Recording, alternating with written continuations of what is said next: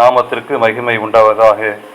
இந்த காலைவேளை உங்கள் அனைவரையும் ஆண்டவராகிய இயேசு கிறிஸ்துவின் இன்ப நாமத்தில் உங்களை அன்போடு வாழ்த்தி வரவேற்கிறேன். விண்துளிகள் வாயிலாக இந்த நாளிலே சந்திப்பதிலே மிகுந்த மகிழ்ச்சி அடைகிறேன்.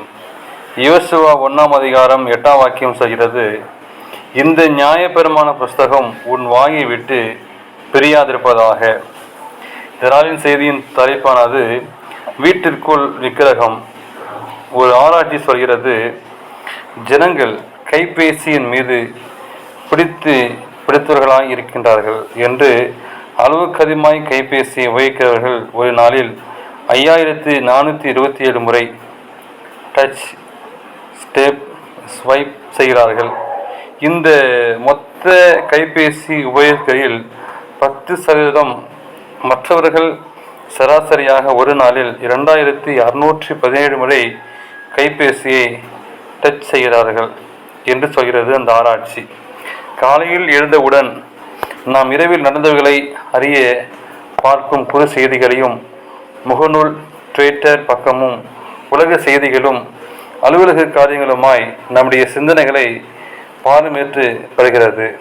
தொடர்ந்து தகவல்களை கொடுத்து கொண்டே இருக்கும் கைபேசி நாம் அறியாமலே நம்முடைய நேரத்தை எடுத்துக்கொள்கிறது.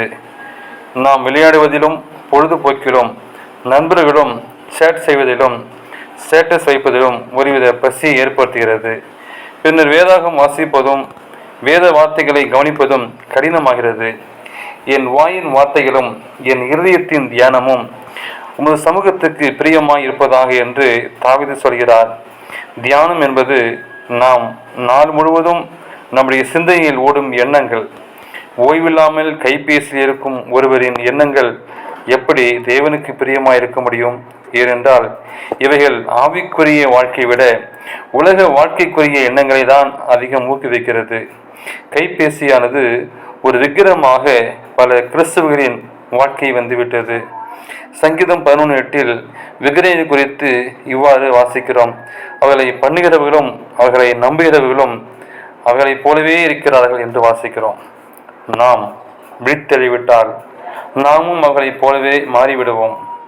எப்பொழுதும் இணையத்தில் துப்பாக்கி சண்டை விளையாடி கொண்டிருக்கிற ஒரு சிறுவனின் மூளை பாதிக்கப்பட்டு அவன் விளையாடாத நேரங்களிலும் அவன் அறியாமலேயே கைகள் அதன் செயல்களை செய்தால் மருத்துவமனையில் அனுமதிக்கப்பட்டான்.